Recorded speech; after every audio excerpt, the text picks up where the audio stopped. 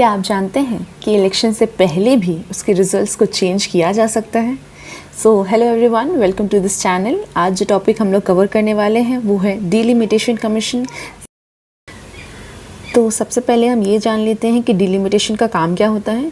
तो delimitation commission usually form after every sensor and it is a temporary body. It is not a permanent body and it is also a statutory body because it is made by a law, not mentioned in the constitution explicitly but implicitly. Okay, so इसका काम होता है कि कोई भी legislative bodies में number of seats कितने होंगे और वो कहाँ से आएंगे, and also the redrawing of the boundary of each constituency. Delimitation का काम होता है फिक्स करना. प्लस एक इम्पॉर्टेंट फंक्शन ये भी होता है कि वो number of seats reserve for ST और एससी को रीएडजस्ट करते हैं according to the census.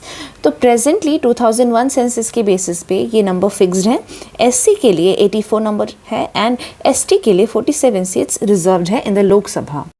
Now इसके रिलेटेड हमारे पास 3 इंपॉर्टेंट आर्टिकल्स हैं जिन्हें हम जल्दी से देख लेते हैं. Article 82 which is for centre, जो कि कहता है that upon the completion of each census a body will be formed by parliament and that is delimitation commission which will allocate the number of seats plus readjust the territorial constituencies and in such manner which is determined by the parliament only. तो ये 82 same article centre के लिए है और 173 subclause is for state. Okay, now one important article is 329 subclause A which states, वो कहता है कि जो भी डिसीजन डिलिमिटेशन कमीशन के द्वारा लिया जाएगा that shall not be called into question in any court. But there is one recent case which is the Kishore Chandra Chhaganlal Rathod case.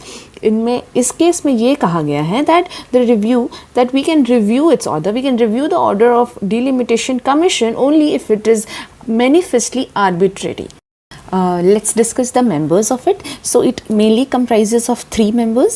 The first one is Chief Election Commissioner, second is State Election Commissioner, and the third is Supreme Court Judge or any retired Supreme Court Judge. Plus it also had some associate members which is only to give advice, and उनके बातों को सिर्फ advice के लिए लिया जाता है, which comprises of any 5 MPs and any 5 MLAs.